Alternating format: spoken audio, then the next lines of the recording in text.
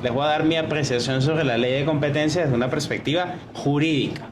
A ver, la primera cosa que creo que debemos tener nosotros conciencia, sobre todo los que son de Guatemala o vivimos en Guatemala, es el marco legal y constitucional que existe en el país. Entonces, si uno lee la constitución del país, se va a dar cuenta que tiene cláusulas que pueden ser consideradas más o menos liberales, y cláusulas que no las son tanto.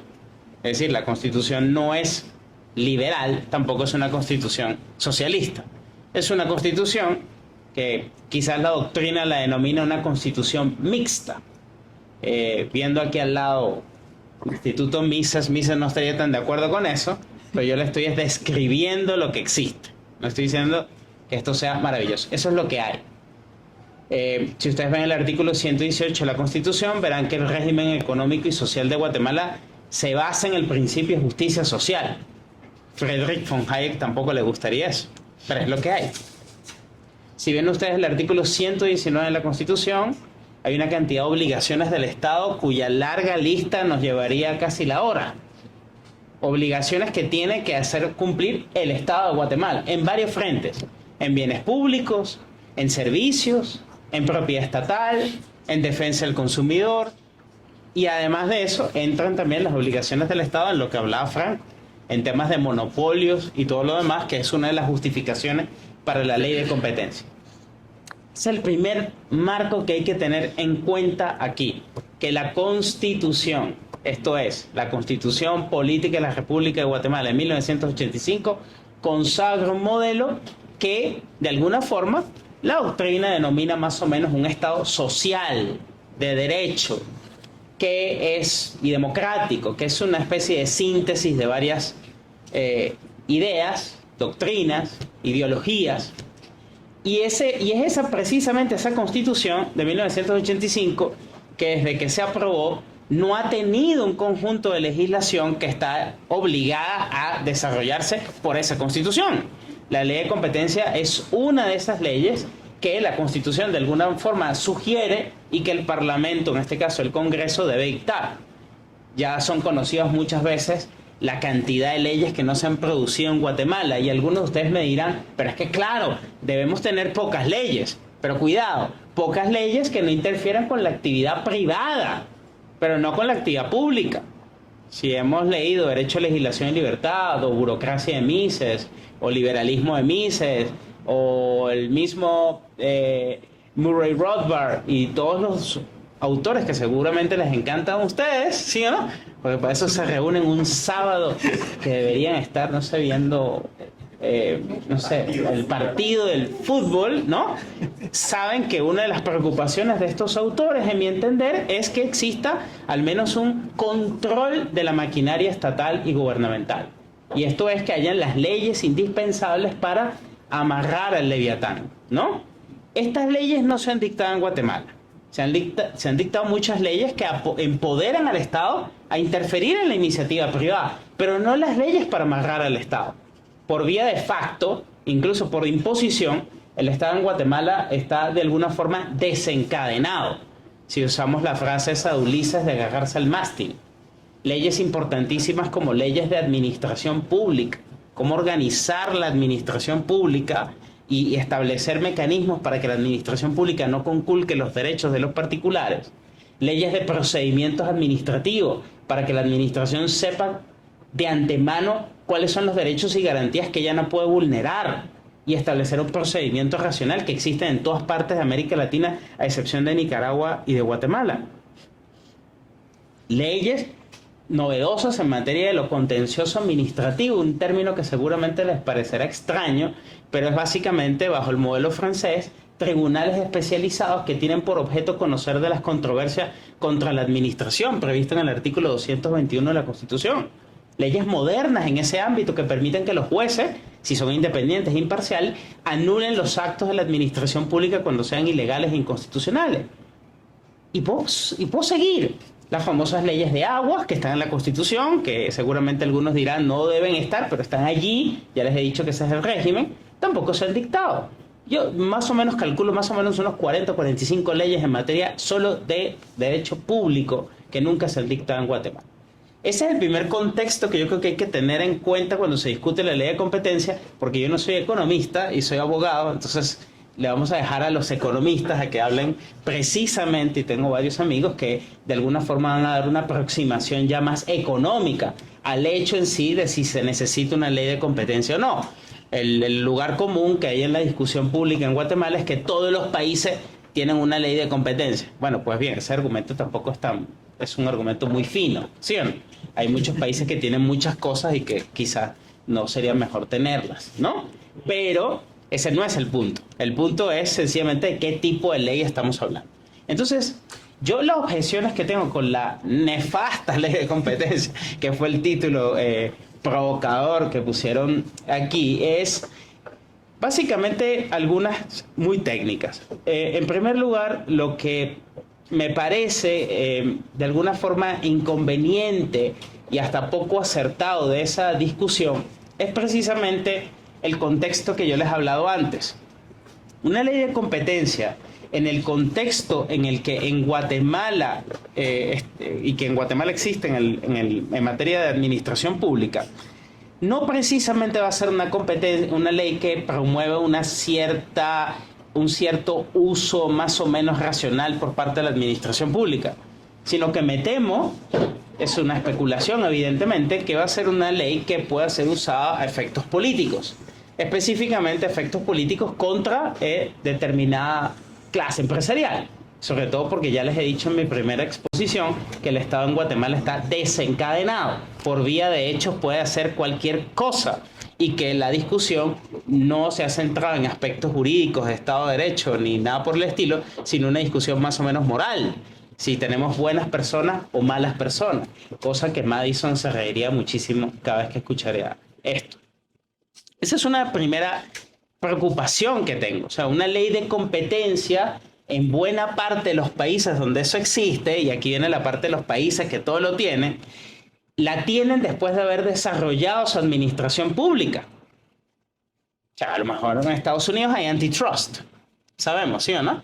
Pero si leemos libros de antitrust en Guatemala, probablemente el 0.0001% entendería esos libros.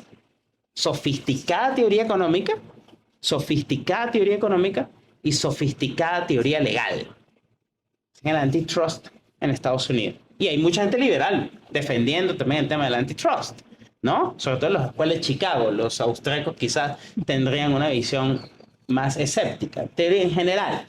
Pero lo que les quiero decir es, una vez que tienes una armazón más o menos jurídica y racional del Estado, en los países desarrollados, Francia, Alemania, Estados Unidos, Suiza, Bélgica, en esos países, bueno, se han dado pasos en favor de leyes de competencia, que mucha gente, por cierto, ha criticado también en esos países por no ser la vía quizás más idónea. Pero insisto, tengamos presente que el paso que se han dado en muchos países en esa materia se ha dado a posteriori de haber logrado una administración pública racional, organizada, limitada y controlada.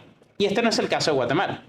En Guatemala, la administración ni está controlada, ni está organizada, ni está limitada, y lo que le estamos de alguna forma es promoviendo una ley con un cheque en blanco, cuya comisión de competencia dudo mucho que tenga la preparación técnica para enfrentarse con esos problemas económicos que dice la ley, y mucho menos la independencia e imparcialidad de esa comisión, y mucho menos la independencia e imparcialidad de jueces ultra especializados en la materia que van a conocer las disputas jurisdiccionales en materia de competencia. Para ser más técnico aquí, la ley de competencia, si ustedes la examinan, incluso da argumentos, que me parece que tendría yo razón, cuando leen la ley, y que dado que la ley esta de competencia, al menos el proyecto, porque a veces no sabemos ni cuál es la ley que se está discutiendo ni nada, pero al menos en el proyecto, obliga a que se creen 2 salas especiales en el Tribunal de lo Contencioso Administrativo para temas de competencia. Y entonces tenemos en el ámbito tributario y en el ámbito ahora de la competencia unos tribunales especializados en esa materia. Pues bien, pero todos sabemos aquí que si uno de los grandes problemas que tenemos en Guatemala es que precisamente el Estado no está especializado en nada, salvo interferir en la iniciativa privada. Y interfiere en la iniciativa privada irracionalmente. Y para un ejemplo, esta mañana antes de venir acá, veía en el Twitter a varios empresarios de Guatemala decir que, oh sorpresa, Google, Amazon y varias de estas grandes compañías se van a invertir a Costa Rica o a Panamá. Claro, pero si ustedes ven la constitución de Costa Rica, es más o menos similar a la de Guatemala, con la salvedad de que en Costa Rica desde los años 60 y en los años 40 se han dictado leyes muy importantes que han organizado la administración pública de Costa Rica y que la han hecho básicamente concebirse como una especie de Suiza en Centroamérica en materia de control del poder, del control del poder. Y estamos muy lejos en Guatemala de eso. Entonces yo, para no extenderme demasiado, diría en las partes finales varias cuestiones que yo creo que son muy importantes y sé que la jerga legal a veces se nos es un poco enrevesada, pero creo que es importante. Insistiría en que, primero, personas como ustedes que están en las discusiones liberales, libertarias, tengan presente que no hay liberalismo sin derecho. Es imposible. Así como tampoco puede haber solo derecho sin economía. Son varias cosas. Y eso creo que en la escuela austriaca está más o menos desarrollado, ¿no? Buena parte de los austriacos eran abogados, por cierto, no eran economistas, se graduaron de derecho. Hayek, Mises, Adam Smith era funcionario, Otto von Bauer era funcionario, Adam Smith era funcionario, Schumpeter era funcionario. Conocían muy bien el monstruo por dentro. Y eso es una parte muy importante, creo yo, a la hora de defender la libertad. Tratar de entender esto del monstruo, me estoy refiriendo al Leviatán y al Estado. ¿Cómo funciona? Luego, creo que es muy importante, segunda poco recomendación, diría, no hace falta estudiar derecho, solo interesarse por el derecho un poco, así como seguramente todos no estudian economía, pero se interesan por la economía.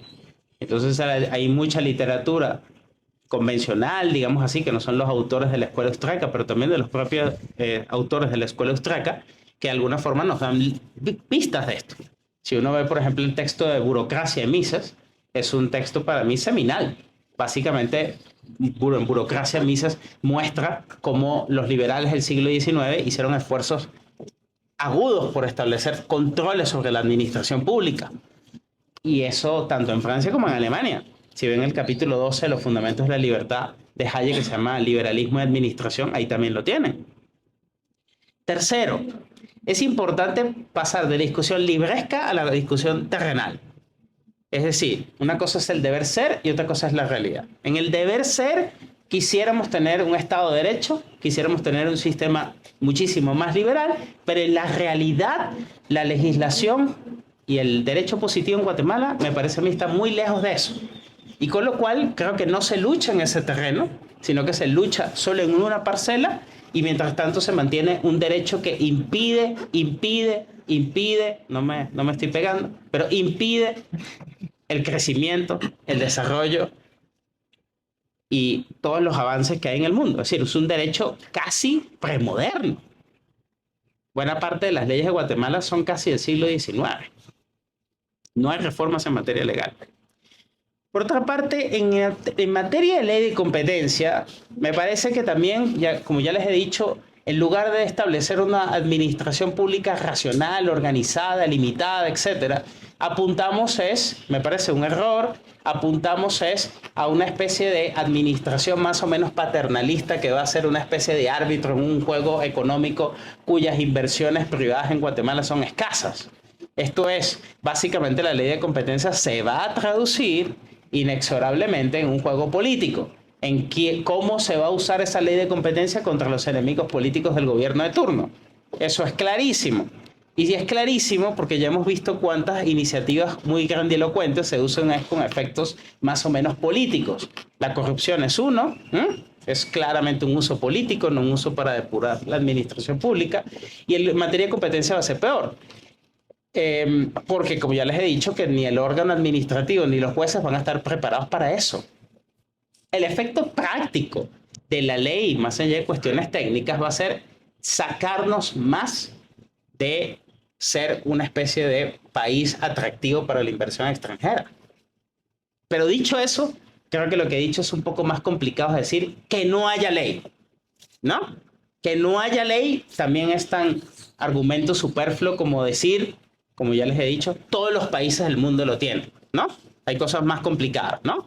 Si que no haya ley implica que por todo lo que yo he dicho, más o menos, es que no haya ley, bueno, es un poco más razonable. No hay ley por estos momentos, pero ya les dije que la Constitución de alguna forma, e incluso las dinámicas del mundo moderno van hacia allá. Pero si no queremos esa ley, yo creo que sería una posibilidad también cierta, no debemos descuidar todo lo demás. Podemos decir, no queremos esa ley porque hemos hecho esfuerzos denodados por cambiar otras cosas. Esto es, la posibilidad de que la administración se amarre un poco más y que la iniciativa privada cierre. Por último, si bien es cierto que mucha gente ve lo que yo estoy hablando como una especie de jerga legal jurídico-administrativa, más o menos de derecho administrativo, y se considera que el derecho administrativo en todos los aspectos es casi el enemigo, hay que tener también mucho cuidado con esto. Si han visto el índice de WP Rule of Law Index, que es un índice que se usa y que se puede discutir si está bien elaborado o no, pero es un índice importante, sabrán que en Guatemala las dos cosas más espantosas, nefastas, jugando la cuestión, es la justicia civil y es la justicia penal, no la justicia administrativa, la justicia civil. Esto es, la justicia en donde se aplica derecho civil. El derecho que en todos los liberales diríamos el derecho privado, ¿sí o no? Por antonomasia, en Guatemala tiene la peor calificación del mundo. Entonces sí tenemos mucho trabajo que hacer, porque ya no es solo la cuestión del Estado versus privado, sino son las normativas y jueces que apliquen el derecho en relaciones interpersonales, entre privados. Y claro, esto además se agudiza cuando vemos que el mundo exige un derecho privado más sofisticado. Contratos. Entonces, en Estados Unidos los libertarians todos son profesores de contratos. Si estuviera aquí Richard Epstein, nos diría contracts. ¿Qué más?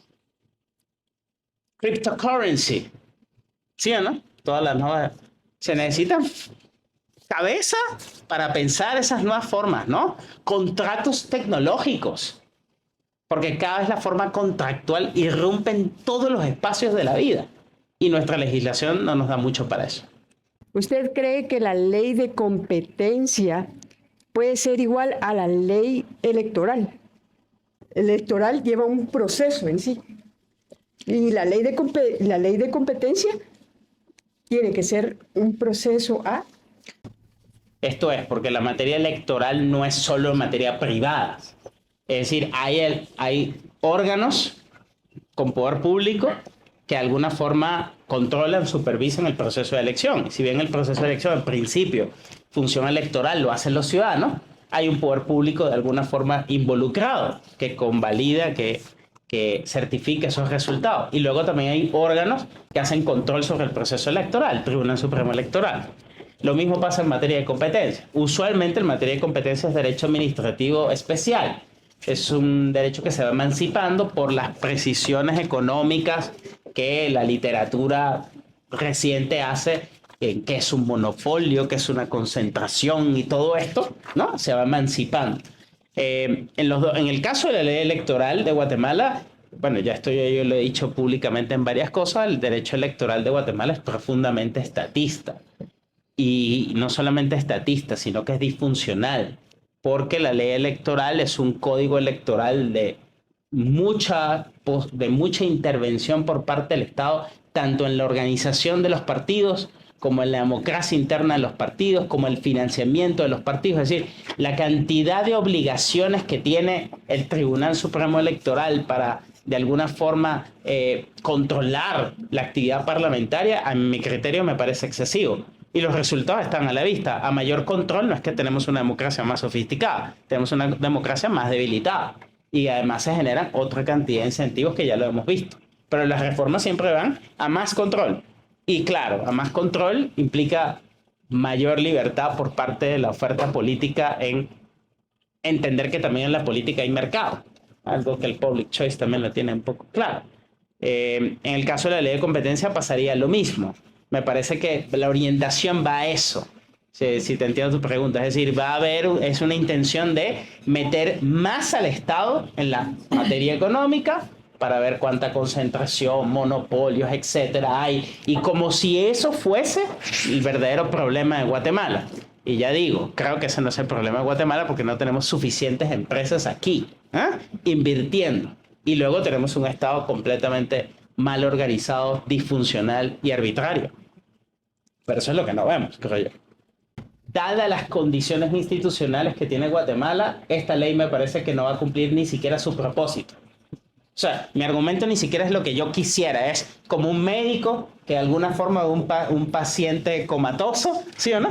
Y quiere que ese paciente viva y dice, bueno, pero este es mi diagnóstico. Mi diagnóstico es que en el paciente comatoso, que es la administración pública de Guatemala, incluso con mucha buena voluntad, los que quieren con esa ley no van a cumplir su propósito, ¿no? El segundo argumento es que la ley, la orientación de la ley, aunque los redactores de la ley no lo insinúen, es una ley que se dice que todos los países lo tienen, que la Unión Europea de alguna forma hace presión sobre Guatemala por los distintos convenios y tratados sobre los que Guatemala es parte para poder comercializar con la Unión Europea, ¿no? Se requiere esa ley. Pero claro, recuérdense también, y yo soy extranjero, no puedo hablar de más, pero recuérdense que esa ley no se gestó aquí en Guatemala.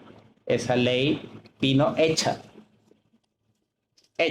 para que se discutiera en el Congreso, cuyo ejemplo es el falta de conocimiento técnico.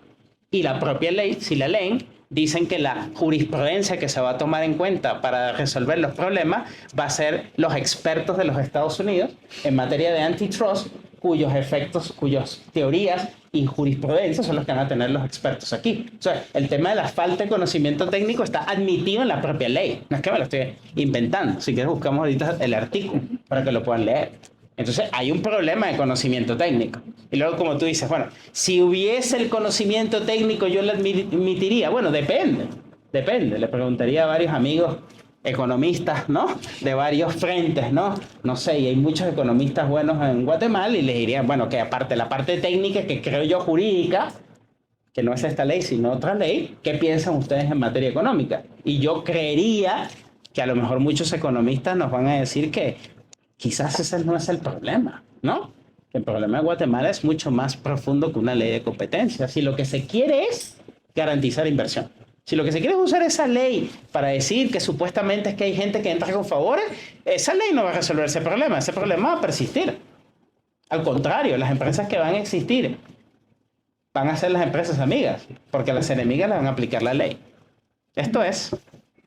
Tenemos que recordar de dónde vienes, digamos, quiénes son los que están, nuestro gobierno electo, entre comillas, quiénes son los que están promoviendo la ley, quiénes que son los que están detrás y cuál es el motivo principal que ellos dicen por el cual están apoyando la ley. Recordemos que en Guatemala ya tuvimos una organización que estaba por encima de la ley e hizo políticamente lo que se les dio la gana. Tuvieron enemigos políticos, persiguieron, gracias a Dios hoy en día ya no están acá.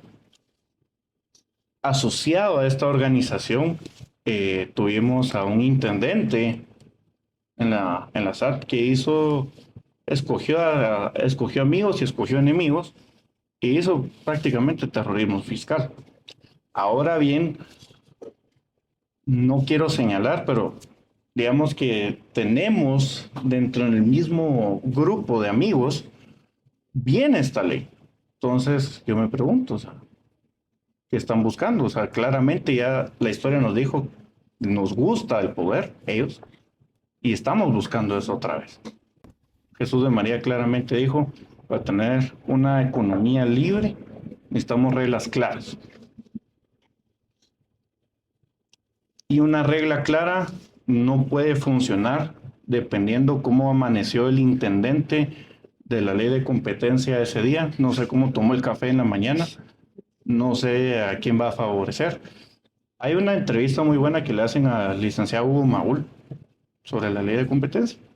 Y él dice, Yo conocí personalmente al intendente en México y se jactaba del poder que él tenía porque él decía que él llamaba a Carlos Slim y le tenía que contestar el teléfono porque era el intendente, él podía cerrar las operaciones en un día. Entonces, a lo que quiero concluir es, claro, moralmente, desde un punto de vista de inversiones va a afectar, pero creo que hay un enemigo grande que ya nos ha demostrado, no más de hace 15 años para acá, que ha demostrado que les gusta el poder y nos gusta ellos poder decidir qué es lo que quieren hacer y cómo hacerlo. Entonces, desde un concepto legal, obviamente, tal vez más general, ¿cuáles son esos fallos políticos que probablemente, además de la corrupción y administrativo, también tienen que venir de alguna manera del derecho, ¿verdad? De manera general, ¿cuáles son esas fallas políticas que crea el derecho en Guatemala para prevenir el desarrollo de la competencia? Pues que ese realmente es el problema, ¿verdad? Que no hay competencia. La Constitución, como yo les decía, no es una Constitución eminentemente liberal. La Constitución de Guatemala, digo. O sea, es una Constitución que tiene cláusulas claramente sociales y de intervención del Estado. De hecho, la propia ley se justifica en uno de esos artículos. El artículo constitucional que establece la prohibición de monopolios, ¿sí o no? Y sobre ese artículo se justifica la ley. Dice, bueno, que si la Constitución establece que tienen que prohibirse monopolios, que no tiene que haber privilegios, ¿no? Que no puede haber posición de dominio, que no puede haber concentración, términos que son ya no típicamente legales, sino que son de alguna forma de la literatura económica. Entonces, bueno, eso justifica la ley, claro. Entonces uno dice, bueno, pero ¿cuáles son, tu pregunta que está muy buena es, cuáles son los distintos factores que hacen que no tengamos esa economía de mercado que de alguna forma también la Constitución dice que debe haber? Bueno, economía de mercado o de libre mercado, que quizás es lo que creen más aquí, diría yo, ¿no? Probablemente, ¿no? Se requerirían una cantidad de cosas que no tenemos. Bueno, en primer lugar, aunque suene muy abstracto, Estado de Derecho. Es decir, ¿quién pondría un quetzal en un país con poca independencia e imparcialidad judicial? A menos que sean los amigos. Yo soy venezolano. Si ustedes quisieran poner un quetzal en Venezuela, ¿lo pondrían si no son amigos del gobierno? Yo creo que no. No, ¿verdad? Entonces, esa es la primera cuestión. El Estado, claramente, de alguna forma, al no estar sujeto a reglas, premia claramente a sus amigos. No hay que leer a Oppenheimer y a toda esa literatura que seguramente han leído ustedes, que si el Estado es mafia o no, ¿no? Para darse cuenta de que el Estado siempre se va a imponer por los hechos y que no es que el va a evitar, pero al menos lo atenúa. Suficiente en algunos casos de manera racional. Entonces tenemos leyes atrasadas, para terminar aquí, leyes premodernas, leyes que deberíamos tener que no tenemos, tribunales que no son independientes e imparciales, ¿no? Administración pública que no está debidamente preparada, procesos inexistentes. Esta ley obliga a un proceso administrativo,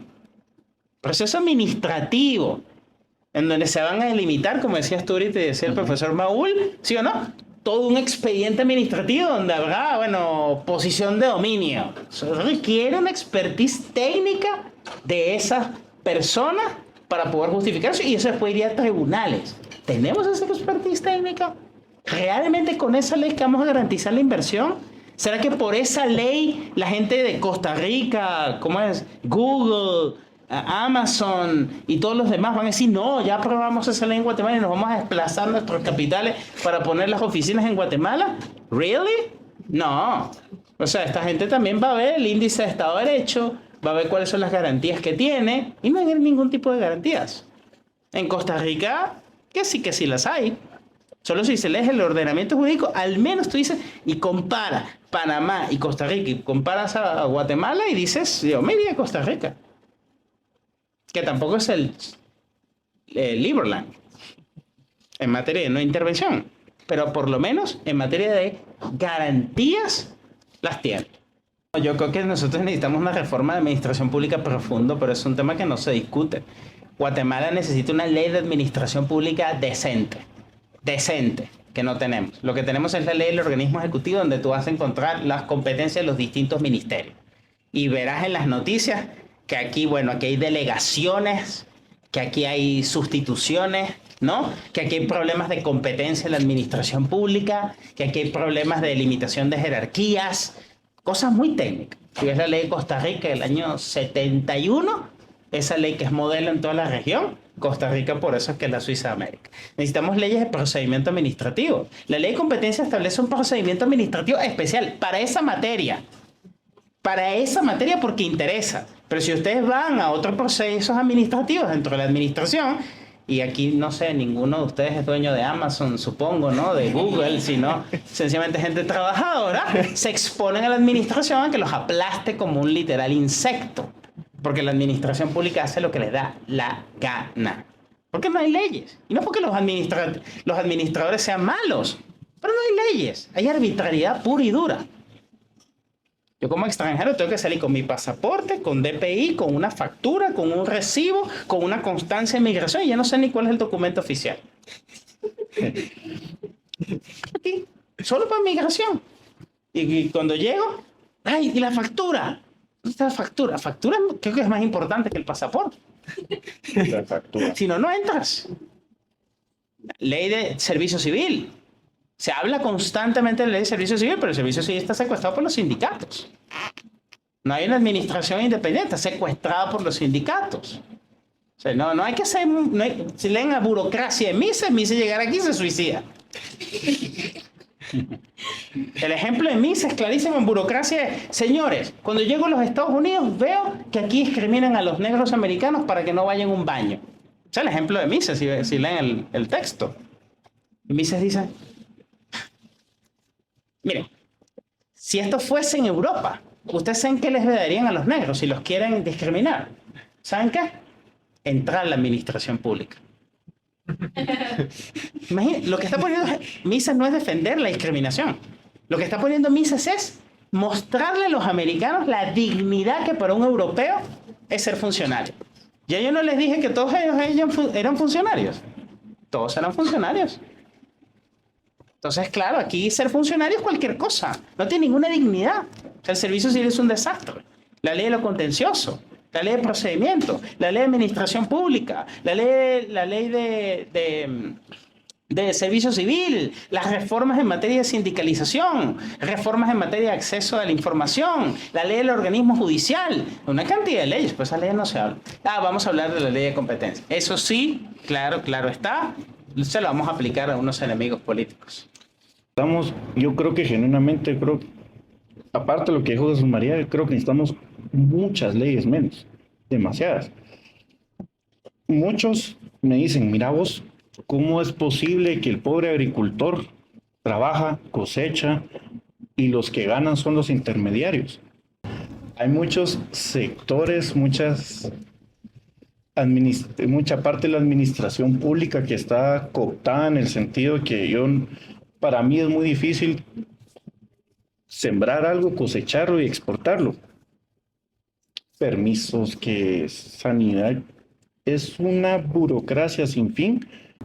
Sí, Guatemala es un país muy rico para la agricultura. Eso es primera parte. Y la otra parte es una pregunta que yo quiero lanzar al público.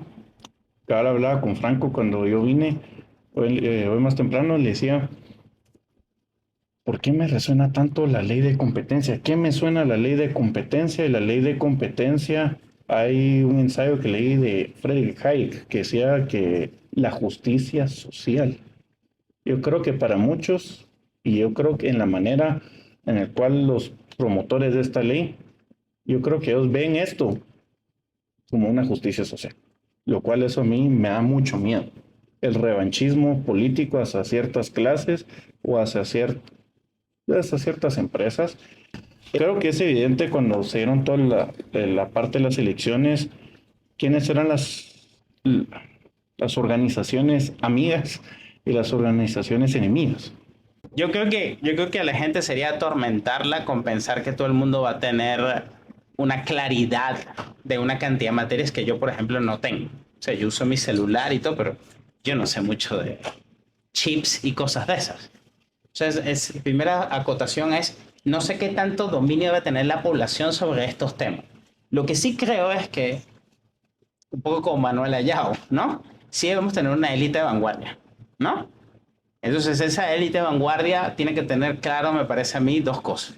Uno, los principios como norte, en este caso si son liberales, que creo que son los de ustedes, como norte, así como los del presidente Milei, ¿no? Que él dice, yo quisiera una sociedad libertaria y el anarcocapitalismo, pero, ¿sí o no? En las condiciones presentes tengo que tener una lucha terrenal. Un poco como Mises, no estamos resolviendo cuestiones del supramundo ni nada por el estilo, sino cosas aquí. Entonces tenemos ideas, a lo mejor, algunos de ustedes más fuertes, menos fuertes, discusiones que deben de tener sobre los alcances del liberalismo, pero una cosa son los ideales y otra cosa es la realidad. Y ese gap siempre hay que saberlo de alguna forma manejar. Entonces yo creo que un discurso que creo que es importante es ¿qué es lo que queremos? Entonces, bueno, si lo que queremos es libertad, libertad económica, capitalismo, inversión, adaptarnos a las dinámicas del mercado, yo creo que eso es un discurso que se puede hacer a nivel de principio. Pero luego también tiene que haber una vanguardia como ustedes de traerse a discusiones muy importantes. Entonces yo creo que pase la ley o no pase la ley, hay que meternos de lleno en cosas económicas para saber lo que es un monopolio, lo que es una concentración, lo que es un privilegio, lo que es todo eso que está ahí, tanto en la literatura austriaca como no austriaca, ¿sí o no? Para saber dónde nos movemos. Porque si no sabemos eso, de alguna forma también no vamos a poder dar la batalla.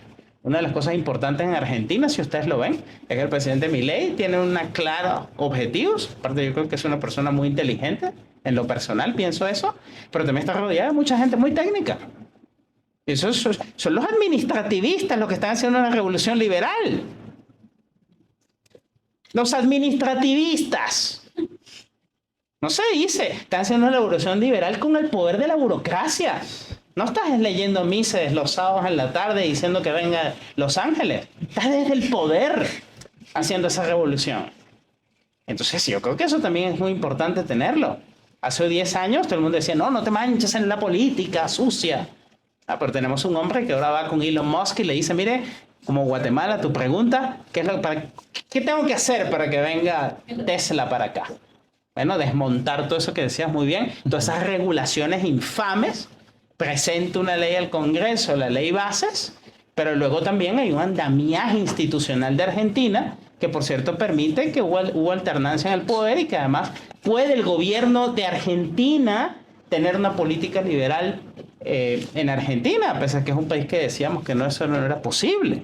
O sea, yo creo que hay cosas que, lo que te estoy diciendo son detalles, pero también no perder la fe. Creo que en Guatemala la idea sería esa, buscar discusiones a nivel de principios, y a nivel de cuestiones muy técnicas. Para hacerle lucha contra los grupos de opinión técnicas en Twitter, en los centros de diálogo, de conversatorios de estas leyes, donde si no lo tenemos vamos a perder esa batalla. Un centavo a la bolsa es un centavo que cuenta. Añadido a eso hay que entender que muchos políticos buscan la sedición de los votantes la seducción de los votantes por una ley de competencias, a tener mejores precios, vas a poder emprenderme. Pero ahí, yo soy mal pensado, pero ahí lo que va a pasar, si es que se llegara a suceder, y esperemos que no, es démosle la oportunidad a todos y everybody gets a prize, ¿verdad? Que los pequeños puedan participar. Eso es una parte.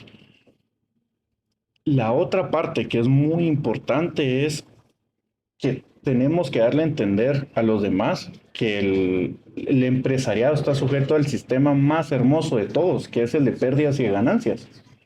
Si no ofreces un producto, servicio bueno, allá afuera no vas a subsistir y no te lo van a demandar. No necesitamos una ley para eso. Yo soy fiel creyente, necesitamos menos leyes. ¿Cuánto cuesta crear una empresa? Todas las regulaciones. A mí me encanta la cerveza. Quería poner una cervecería artesanal. No te quiero hablar, da miedo ver el listado de todo lo que tenemos que hacer. O sea, es impresionante. Cuenta que en los propios gobiernos de América Latina, principalmente cuando tienen una orientación de izquierda, llevan a la propia convicción de que van a establecer zonas en las cuales los sueños burocráticos no aplicarán. ¿Sí o no? Místicamente funciona. en donde funciona. Entonces ahí ya tienes la primera cuestión, es decir, donde los propios gobiernos dicen aquí en estas zonas, porque nuestro modelo burocrático es infame, no lo queremos admitir, pero en estas zonas sí. Pero luego también un sector importante, que adicional a lo que tú dices, que los grandes, incluso capitales internacionales, que pueden llegar a ciertos países con más institucionalidad, le hace Costa Rica, tampoco es que dicen, y esto es una cosa importante, no es que dicen, bueno, sí, todo es una institucionalidad. No, no, no. Vamos a firmar un contrato de arbitraje. Cláusulas de arbitraje muy poderosas. Entonces, si tú, a la menos que me cumplas esas condiciones, yo te demando en el CIADE. ¿Cómo está pasando aquí con la empresa Perenco? Que la han visto. ¿No? Bueno, en Izabal es muy sonado porque hay muchos intereses con Perenco en Izabal. Bueno, entonces, pero lo ves que la posición del gobierno es una posición en la que se cree que ya el Estado tiene todo, como en el siglo XIX, pues que el Estado puede afirmar su soberanía de una manera tajante.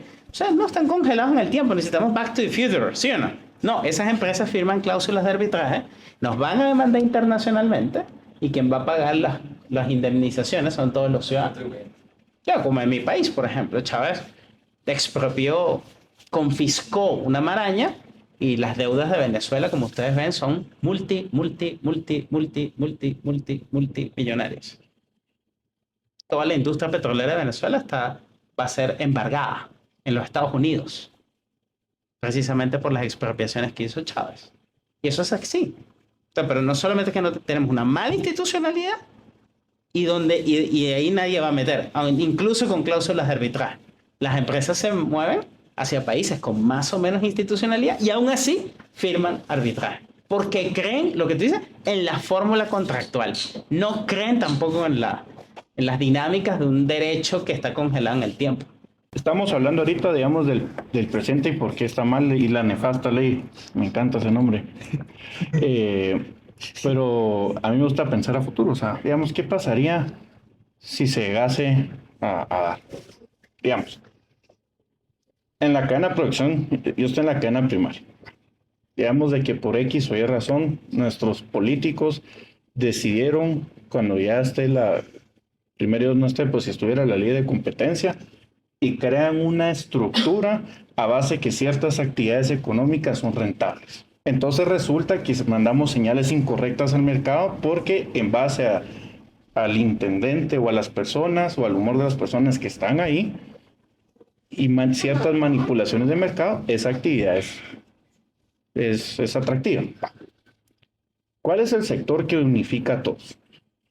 El sector financiero, lastimosamente. O sea, el sector financiero une toda la empresarialidad, porque a la larga es donde todos vamos a hacer nuestras transacciones, depósitos, retiros, etc. Mi preocupación muy fuerte, porque no pasó hace mucho tiempo, ¿qué pasa cuando financiamos actividades que existen por el humor de ciertas personas o las promesas falsas de ciertos políticos? ¿Qué pasa cuando esas actividades dejan de ser productivas y caemos en una trampa de liquidez? Ya pasó no hace mucho en cierto país. Creo que es bastante peligroso. Las consecuencias inmediatas que podría tener por cumplir palabras, por querer llegarle a los votantes, ¿verdad? Vamos a comprarles porque vamos a hacer etcétera, etcétera. Podemos tener 1 millón de personas, no, más miles de millones de personas comprando equipo. Cambia gobierno, caemos en trampa de liquidez y ya sabemos esa historia cómo termina y no termina bien. En primer lugar, el modelo de competencia perfecta tiene unas características que son, a mi entender, y ahí se las voy a describir y ustedes me cuentan después qué les parece, que son contrarias a cómo funciona la realidad. Y eso es particularmente preocupante porque la economía es una disciplina que es descriptiva, no es normativa. Quiere decir que la economía nos dice: la vida funciona de esta manera. No, la vida tiene que funcionar de esta manera. Otra cosa muy distinta es que los economistas con esas bases descriptivas de la acción humana, del intercambio, etcétera, nos hagan recomendaciones. O sea, ya que la vida funciona de esta manera, haga esto. O ya que la vida funciona de esta manera, no haga esto. Pero es incongruente para una disciplina que pretende describir la realidad usar modelos para analizar esa realidad que no sean congruentes con la realidad. El modelo de competencia perfecta, que se los voy a comentar ahora, es un modelo que tiene características que son bastante extrañas. En primer lugar, todos los bienes son homogéneos, o sea que todos los bienes son iguales, todos los bienes de una categoría, digamos, obviamente. Cosa que como nosotros nos damos cuenta en la vida real, no sucede porque estamos llenos de distintas marcas, distintos modelos, distintas cosas que podemos usar para satisfacer nuestras necesidades. Tiene más características este modelo, pero les voy a nombrar las principales. En segundo lugar, tanto las personas como los oferentes tienen información perfecta. ¿Qué quiere decir? Que todas las personas conocen así a cabalidad como si fueran una especie de Dios o como si fueran una especie de ser omnisciente. ¿Cuántos recursos hay? ¿Quién los tiene? ¿A cuánto los va a vender y para qué los va a destinar? Obviamente, cualquiera que se haya metido en la actividad empresarial más pequeña, aunque sea vender chicles en el colegio, vender cualquier dulce en el colegio, se da cuenta que eso es alejado de la realidad, porque efectivamente lo que nos hace que el proceso de mercado funcione es que nosotros no tenemos la claridad exacta de cuánto hay de un recurso, quién lo tiene y para qué lo va a usar. Y por eso nosotros lo vamos valorando de cierta manera y decimos, ok, si tengo por ejemplo, si el papel es muy requerido, yo voy a usar la primera unidad de papel para, por ejemplo, intercambiarlo o producir el bien en la economía que sea más vendible. Definitivamente no lo voy a usar para sonarme, a lo mejor la 14ª unidad de papel la voy a usar para eso. Bueno, eso es como cuando la información está dispersa. El modelo de competencia perfecta cree que no hay diferencia en la información y que todos tenemos la misma información. ¿Y qué concluyen esas dos premisas? Concluyen que si los bienes son homogéneos y todos tenemos la misma información, más o menos como que todos tendríamos que vender al mismo precio y ahí nos hacemos grandes y vamos para adelante. Ok, eso como nos damos cuenta no funciona así en la realidad, porque las dos premisas que mencioné sobre el modelo de competencia perfecta no son congruentes con la realidad. Sin embargo, a los economistas que lamentablemente cuando les fallan sus modelos no dicen, oh, falló el modelo, hagamos otro, sino que dicen, oh, falló la realidad, arreglémosla, dicen, ok, bueno, ¿por qué entonces hay gente que está vendiendo cosas más caras de lo que parece? Hay gente que está sacando una cosa que se llama rentas.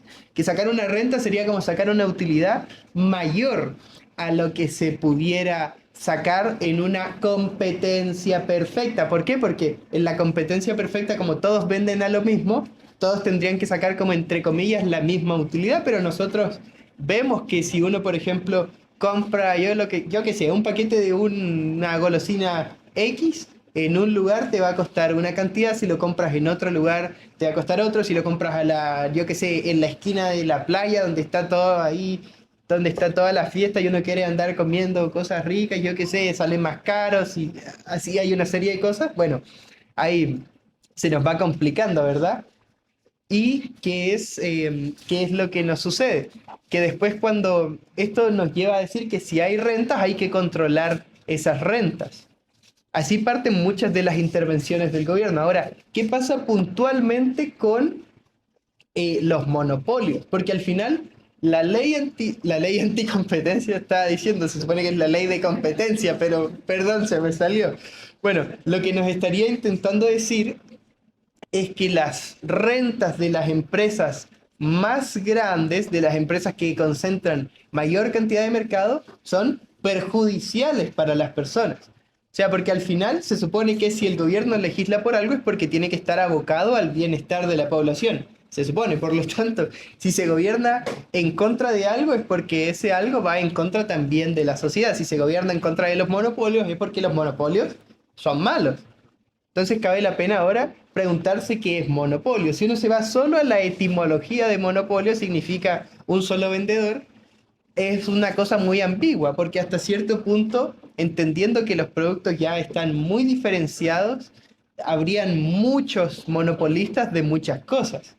Pero normalmente se entiende monopolista de algo cuando hay una empresa que concentra la mayor parte de un mercado que es, y que se puede dar, entre comillas, el lujo de colocar el precio que quiera. Y eso es cierto.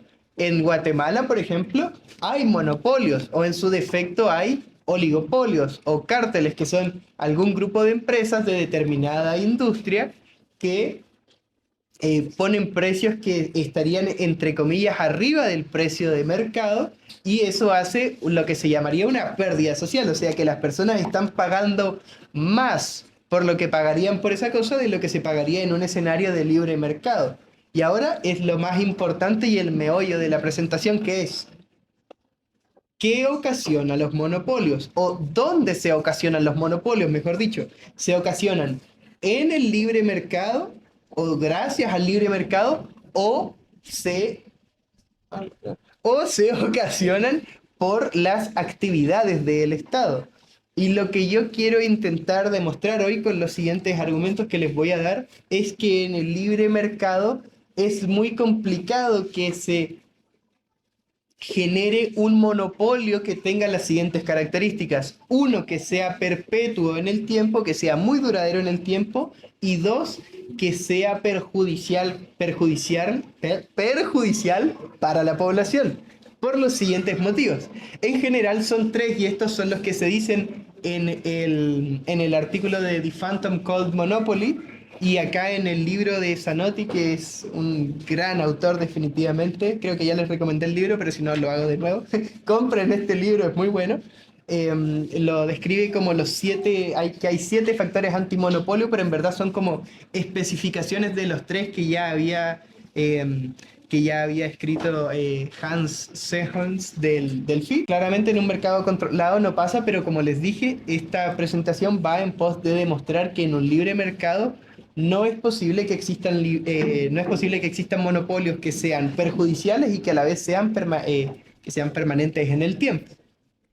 Entonces tenemos competencia potencial, que es, a pesar de que no haya nadie en el momento, o sea que no haya competencia efectiva, pueden entrar más industrias, no hay barreras que les compliquen esa entrada, y en ese sentido es un buen incentivo a que cuando uno tiene una posición única en un mercado, no se ponga abusivo con los precios. Después, en el otro lado, tenemos la elasticidad de la demanda. Y al final, ¿qué es la elasticidad de la demanda? Es como decir, ¿qué tanto quiero yo una cosa? Porque hay muy pocas veces en la vida que nos enfrentamos a cosas que son absolutamente inelásticas. O sea, si el aire se vendiera o si el tiempo se vendiera, creo que hay una película que habla sobre eso, de que la gente como que compra tiempo para vivir y cosas así. Bueno, esos serían bienes que serían imprescindibles para la vida. Pero por lo general la mayoría de los otros bienes son prescindibles en la vida. Y yo digo, bueno, por ejemplo, ahora he hablado bastante, me gustaría tomarme un vaso de agua, podría pagar, yo qué sé, y si alguien me lo trajera también sería maravilloso porque pagaría 0. Pero, por ejemplo, podría pagar 5 quetzales por un vaso de agua. Pero en definitiva, si me cobran el vaso de agua por 100 quetzales, prefiero que se me quede la garganta seca. Con los... Sí, de verdad. De verdad. Ya es un ejemplo, pero que sirve también ahí para... Ajá. Entonces, claro, si alguien en un monopolista sube mucho el precio de un bien, la gente puede simplemente decidir, bueno, no la voy a comprar. O si es algo que responde a una necesidad que sí es inalienable para las personas, como por ejemplo comer, puede existir la tercera barrera contra los monopolios en el libre mercado, que son los bienes sustitutos.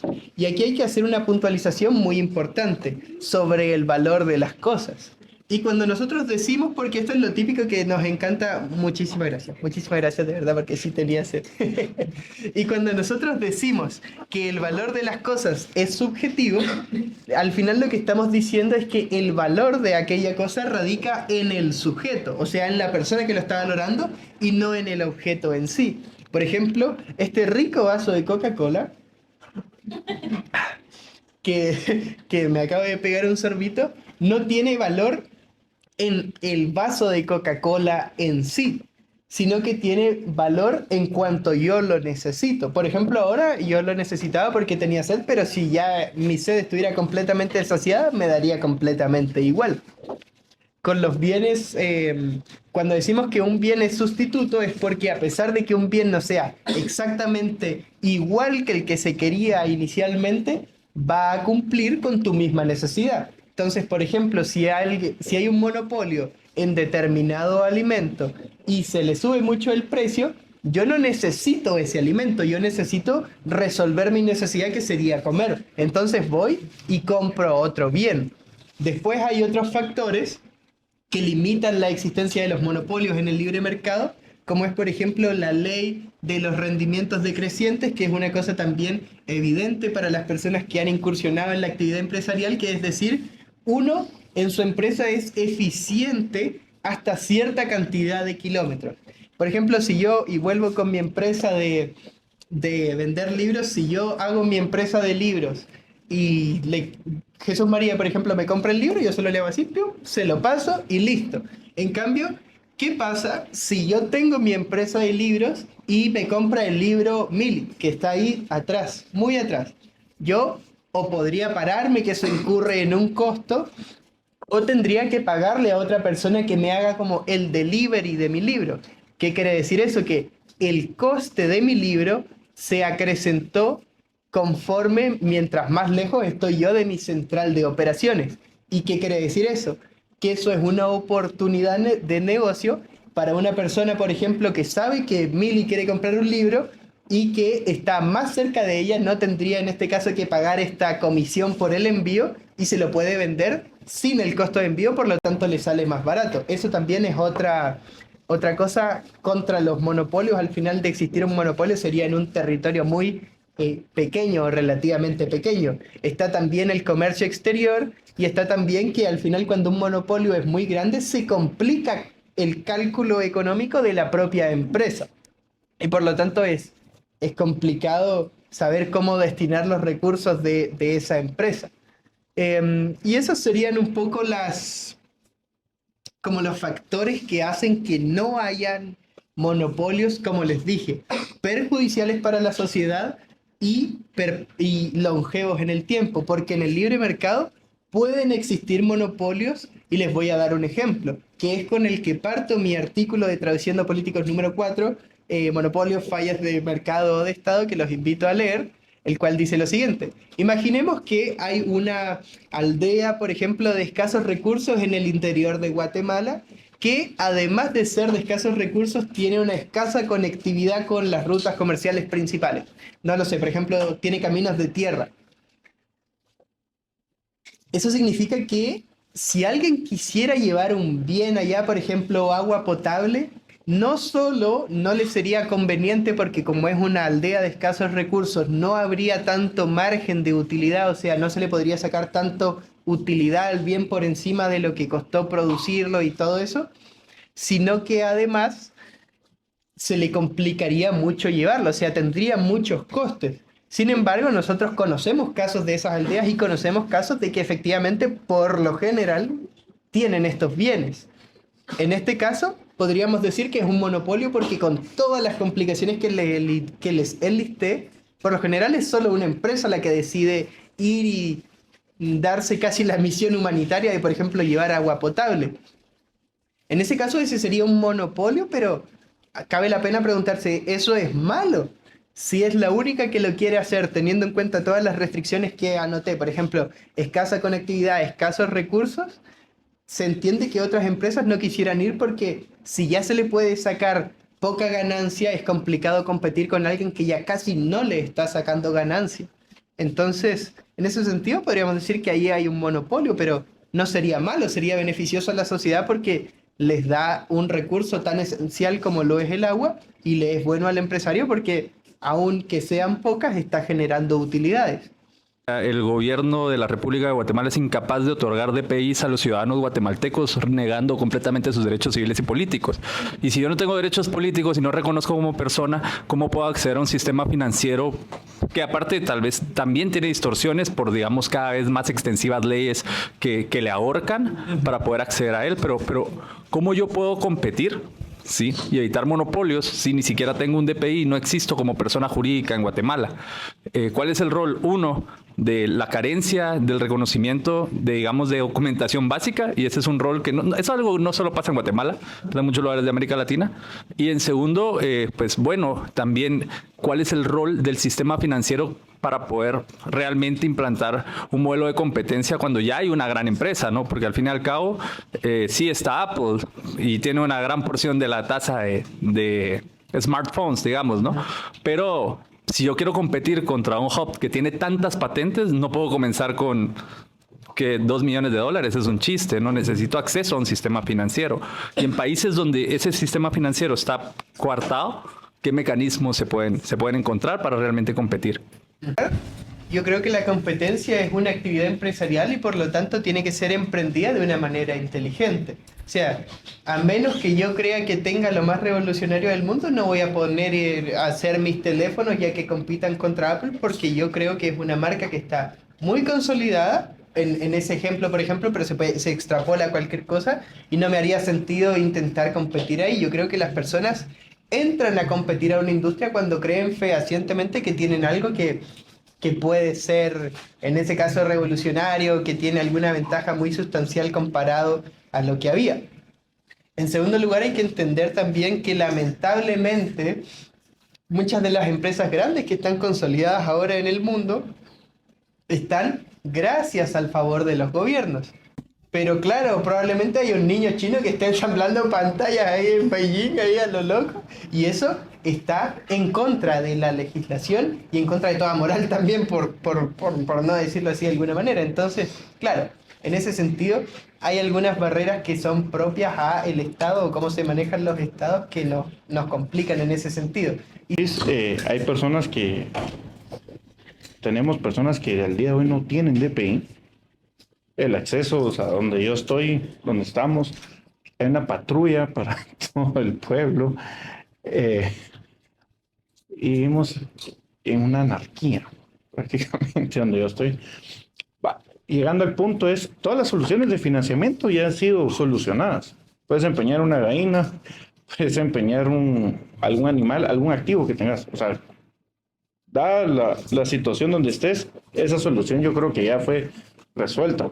Hace poco, digamos, estuve en Houston. Estuve por trabajo en Houston, fui a la Feria Ganadera en Houston y me sorprendió ver las soluciones de mercado para las personas que no tienen documentación, sino digamos que están de inmigrantes, pero ya hay soluciones de financiamiento para el migrante. O sea, yo creo que el mismo emprendedurismo, así que está el problema y ahí va la solución. Hay muchas leyes que suenan muy bonito. Yo en mis clases siempre llevo el nombre cuando debatimos. ¿Quién se va a poner en su sano juicio a una ley de competencia? O sea, es decir, si escuchamos solo el nombre, nadie. Es una ley que busca promover mejores precios para la población. ¿Quién se va a poner a eso? Pero va a tratar de ser lo más políticamente correcto. Yo también fui estudiante universitario, yo también tuve 18, 19 años. Tuve mi alma intacta. No me han hecho daño. Muchas gracias. Y el nivel de inocencia o ingenuidad que uno puede tener a esa edad yo creo que es muy grande, que no nos permite ver el más allá y el creer que existe genuinamente maldad en ciertos políticos, por decirlo de una manera muy educada. Las peleas, yo como lo veo tenemos a varios contrincantes en el gobierno y quienes están jugando con nosotros, poniéndonos unos en contra. Lo cual yo creo que eso es algo terrible y nefasto. es muy peligroso. Opiniones tan diversas desde los bloqueos, lo que vimos esta semana de la iniciativa revanchista de nuestro señor presidente para en estos 100 días solo se ha dedicado a pelear con la fiscal. ¿Y quiénes son los que nos ponen en contra unos con otros? Nosotros mismos. Entonces, la ley de competencia, claro, está muy mal desde muchos aspectos teóricos, éticos, pero yo genuinamente creo que detrás de lo que tenemos ahorita de la ley de competencia es un instrumento de poder para quienes, no es secreto, ya tuvieron el poder hace un par de años en una institución que estaba encima de la misma Constitución, que tenían una inmunidad y no se les podía decir ni criticar, y después de ahí migraron hacia la SAT. Y ahora son estas mismas personas que están buscando promover la ley de competencia contra argumentos. Un argumento que no lo mencionamos hoy, pero creo que es muy importante, es la parte de las medicinas, los medicamentos, que esa es la parte, es el argumento que ellos mencionan que es el que más necesitamos la ley de competencia. Miren, no es complicado, hay medicamentos que son muy baratos en muchos lados del mundo. El problema es regulaciones, o sea, es un producto más. Yo soy muy alérgico, voy a poner un ejemplo muy simple. Yo soy muy alérgico y yo mandaba a traer mi antialérgico en Amazon. Lo pedía y los metía en mi P.O. Box. Y después resulta que no, que era prohibido por no sé qué permisos y que no sé qué. Compraba mis 30 tabletas por 20, 30 dólares. Y la única opción que tengo ahorita es loratadina, que a veces no me funciona. O pagar 200 quetzales por 10 tabletas de Alegra. Pero el punto es, si yo les pongo ese ejemplo, pagar 200 o 250 por 10 tabletas de Alegra es una abusivez. Por supuesto que lo es. Y hay muchas personas que no pueden pagar eso. Pero el problema es que yo creo genuinamente que no necesitamos una ley. O sea, no necesitamos ir poniendo parches encima de parches. ¿Por qué? Solo necesitamos quitar toda esa burocracia, eliminar y simplificar.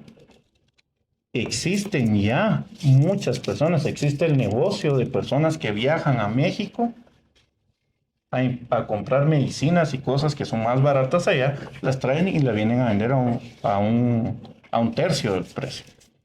O sea, el mercado ya lo solucionó. ¿Es legal? Pues no es legal, pero la necesidad estuvo y hay oferentes y ahí está. Entonces, no sé, esa es mi apreciación.